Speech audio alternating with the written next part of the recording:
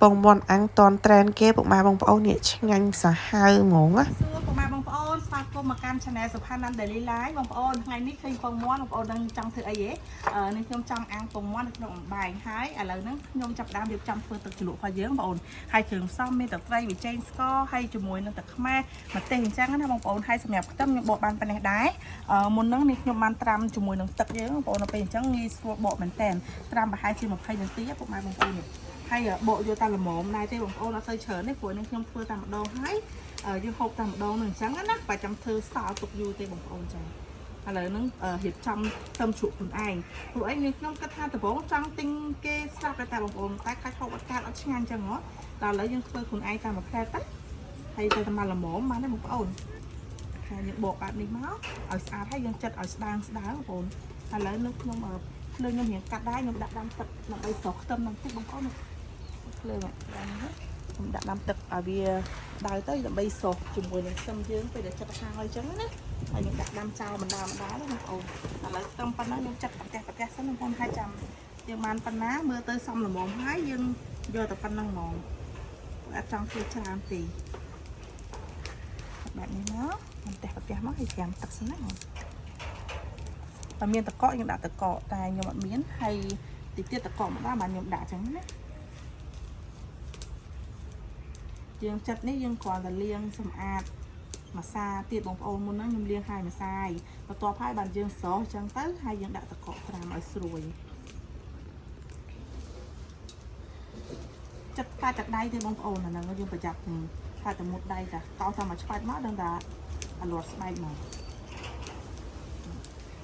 បាច់ធំពេកហើយកុំបាច់នេះដែរបងប្អូនបាច់តូចពេកដែរយកតែមកល្មមហ្នឹង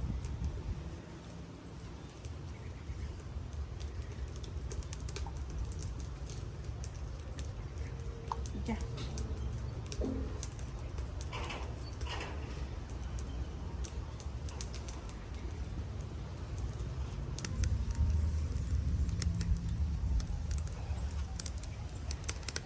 ចាបងប្អូនខ្ញុំធ្វើតែ2ដុំទេ2ដុំខ្ទឹមយើងណាឥឡូវបានប្រេះដែរច្រើនហើយបងប្អូនបាន1គីឡូដែរតាហើយយើងធ្វើតែល្មមប៉ុណ្ណឹងមកឥឡូវនេះខ្ញុំលាងប៉ុណ្ណឹងហើយយើងស្រង់ដាក់ជ្រែកយើងស្រង់ទឹកទៅបានយើងចាប់ដើមស្រង់ទៅបានប៉ុណ្ណឹងតាបងប្អូននេះធ្វើសល់តែយើងធ្វើតែមកល្មមហូបបានបងប្អូននេះប៉ុណ្ណឹង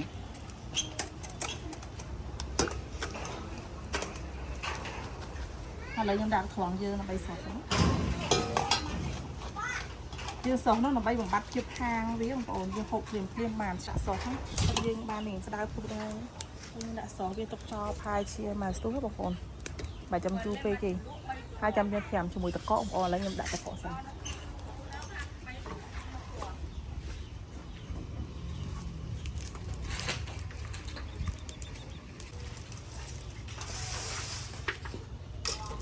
ទឹកកកត្រៀមទុកហើយបងចាំយើងលើកមកយើងត្រាំទឹកកកមក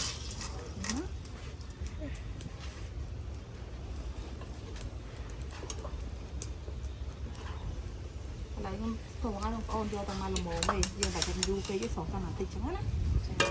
ចាដាក់ត្រាំទឹកកកយើងណាឲ្យវាស្រួយឆ្ងាញ់បានប៉ុណ្នេះបងប្អូនអត់ច្រើនទេហើយនៅសល់ទឹកដែលពុះហ្នឹងនេះខ្ញុំដាក់ស្ងោរម្ទេសដើម្បីធ្វើការច្រាមបងប្អូនម្ទេសហ្នឹងក៏នេះខ្ញុំអត់ទិញម្ទេសឆាដែរខ្ញុំទិញម្ទេសច្រាមម្ទេសស្រស់ហើយយើងយកមកច្រាមខ្លួនឯងចឹងណាហើយលាងទឹកហើយរួចរាល់ហើយស្អាតអស់ហើយបងប្អូនបេះតែកតុយវាបន្តិចមកដាក់ស្ងោរហើយយើងចិញ្ច្រាំដាក់លាយជាមួយនឹងខ្ទឹមយើងតែម្ដងពុកម៉ែបងប្អូនចង់ហឹរដាក់ច្រើនបើយើងអត់ទៅចង់ហឹរទេដាក់តែល្មមហ្នឹងហើយស្ងោរយ៉ាងប្រហែលជា5នាទីអីបងប្អូនចាប៉ុណ្ណឹងសិនណាព្រោះខ្ញុំអត់ទៅចង់ហឹរទេបងប្អូនតែមកទៅយើងហ្នឹងកូនឆ្អិនឆ្អៅក្នុងឆ្នាំតែម្ដងជីកដូចទៀតណាចាប៉ុណ្ណឹងសិនណា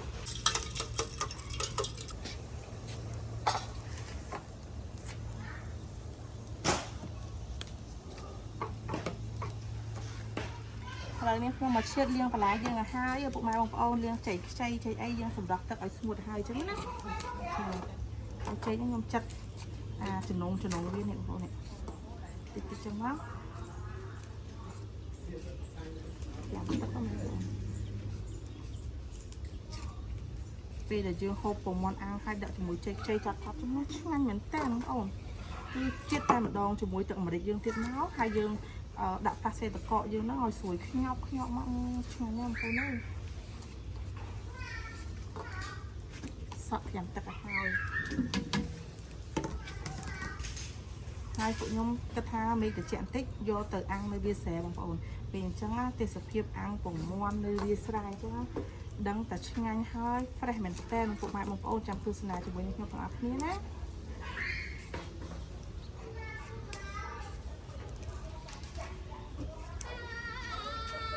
ទៅរមម្ទេសយើងស្ងោរឆ្អិនហើយយើងយកមកចិញ្ច្រាំបន្លែយើងក៏ហើយអញ្ចឹងយើងឆ្លៀតអញ្ចឹងបានលឿនបងប្អូនម្ហូបមួយហ្នឹងមកបណ្ដាហើយបងប្អូនទៀតមកមើលតែទៀតតែយ៉ាងញាប់ទៀតឡើងពេញជើង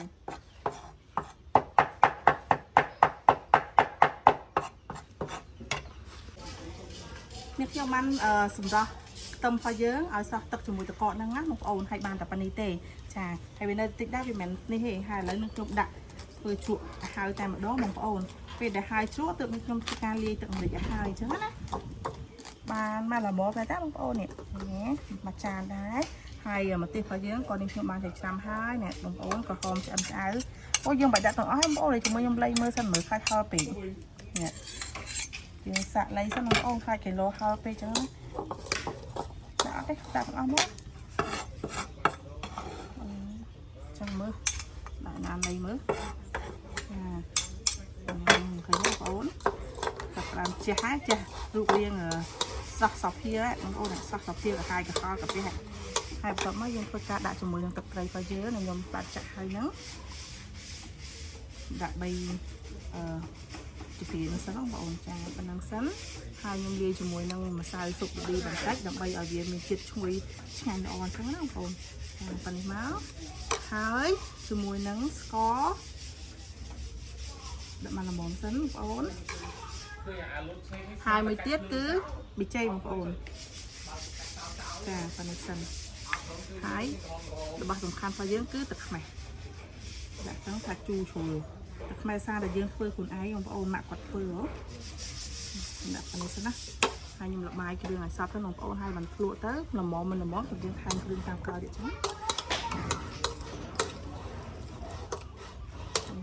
បងប្អូននេះហមម៉េះ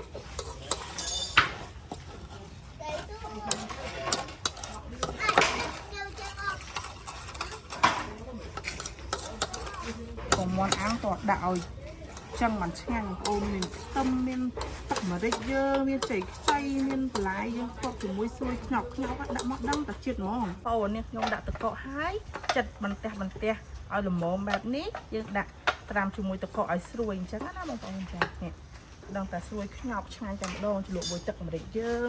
ហើយផ្ទាប់ជាមួយនឹងខ្ទឹមរបស់យើងបងប្អូនត្រជាក់ស្រួយឆ្ងាញ់ណាស់បងប្អូនអើយខ្ញុំផ្ញើទុកហើយទៅដល់មកពួកខ្ញុំជុំគ្នាយើងអាំងតែម្ដង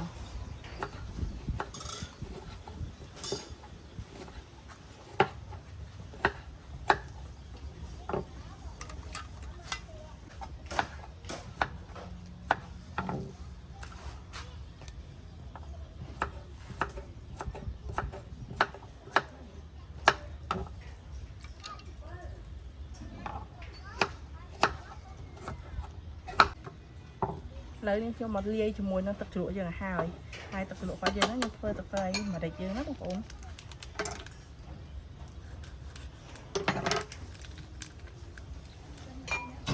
សម្រាប់ម្រេចនេះខ្ញុំដាក់2 សាព្រាអូក្រុមខ្យល់ផងបងប្អូនជាមួយការ៉ាស់ណាស្កររបស់យើងនេះមកបងប្អូនបងប្អូននិយាយមិនតបដូចមាត់ក្នុងក្តាប់អត់ទេហើយម្សៅស៊ុបរបស់យើងដល់ទាំងអស់មកបងប្អូនទឹកត្រីនេះខ្ញុំបន្ថែមបន្តិចចាប៉ានេះមកហើយជាមួយនឹងប៊ីចេងរបស់យើងបងប្អូនធ្វើ ដូចឆ្មាអត់តបានហាន់ទេ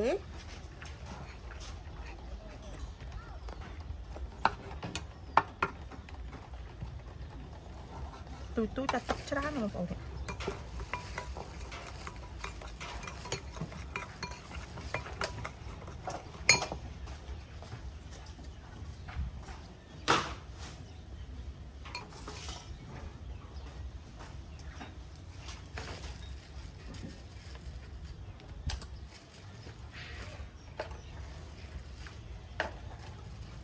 ល្មមសិនណាពុកម៉ែបងប្អូនដើម្បីខ្លាចជូរពេកយើងភ្លក់សិនតែជូរពេកក៏ហូបបត់កាត់អត់ឆ្ងាញ់ដែរ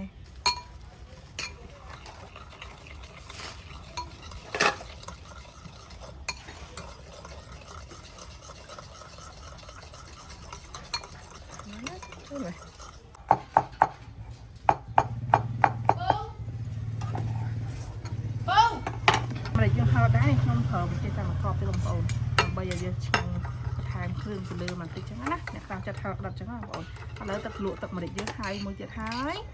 បើយើងក៏ហើយនៅចាំតែបងប្អូននេះខ្ញុំមកជុំគ្នាធ្វើការអាំងក្តៅៗហូបតែម្ដងបងប្អូនពេលដល់ធ្វើការគោះពងមាន់ដាក់កាតោបែបនេះហើយ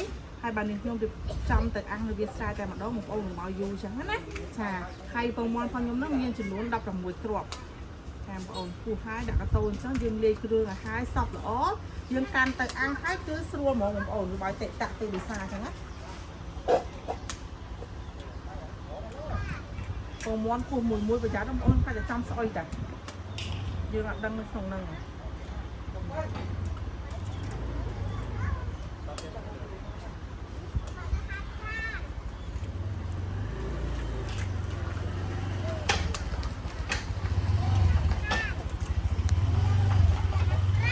ដាក់កតោបាននឹងស្រួលចាក់បងប្អូន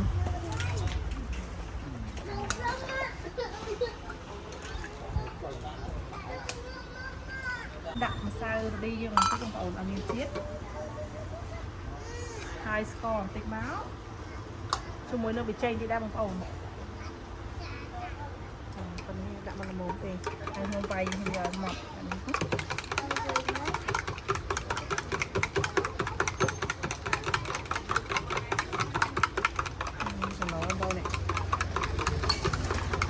យើងអាំងហូបខ្លួនឯងចឹងមិនបាច់ដាក់ទឹកទេបងប្អូនប៉ុន្តែបើអ្នកគេអាំងលក់គេដាក់លីទឹកដើម្បីឲ្យទន់ហើយបានច្រើនចំណេញចឹងណាបងប្អូនតែនេះយើងបាច់ទេគេហូបខ្លួនឯងយើងដាក់ធម្មតាបងប្អូន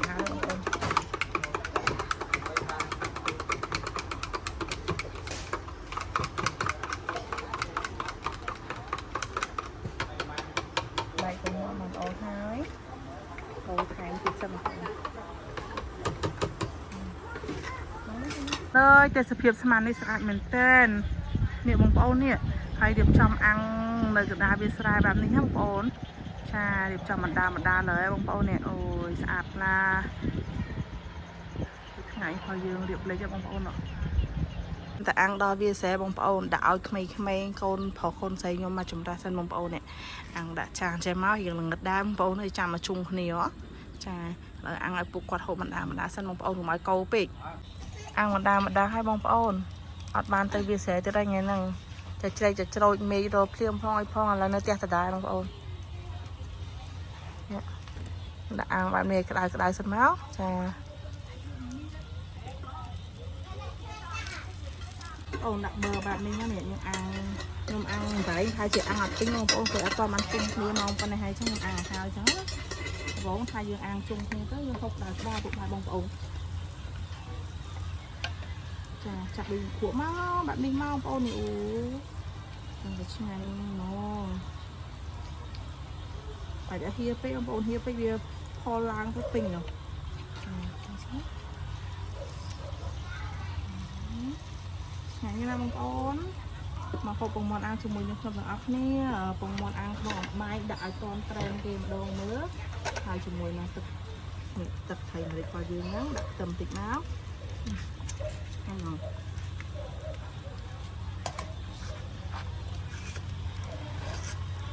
ឡាយឲ្យយើងបង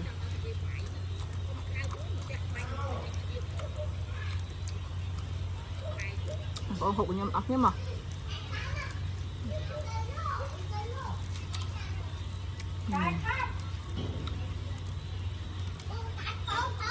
hôm nay bông bông ơi chuyện mong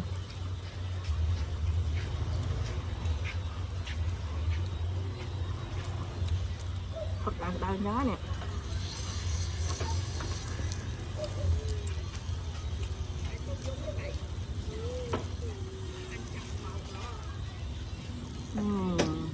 mà hộp với nhau ở không mà ô nè ngồi nhau mặt đau hai lời nó cứ nhằm chung nhiều mà còn nhằm cái đau mất đấy nó ăn cái này nhằm muốn đó